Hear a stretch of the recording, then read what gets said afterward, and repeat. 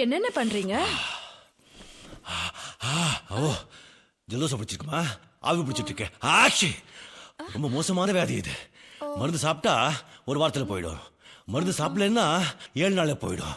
அண்ணே அண்ணே அண்ணே, என் பொண்டாட்டி பாத்தீங்களா? நான் பாக்கலையே. ஐயோ, எங்க போனா தெரியலையே. என்ன உனக்கு ஜலதோஷமா? ஆமாண்ணே, 2 நாள். ஐயோ, இது சூப்பர் மருந்துமா. வா தங்கச்சி, 2 பேரும் சேர்ந்து ஆவி பிடிக்கலாம். வா. அண்ணா அண்ணா அண்ணா, என்னடா? என் பொண்டாட்டி பாத்தியா? நான் பார்த்த பிறகுதானா நீயே உன் பொண்டாட்டிய பார்த்த? என்ன சொல்ற? அட தூ, அறிவு கெட்டவனே.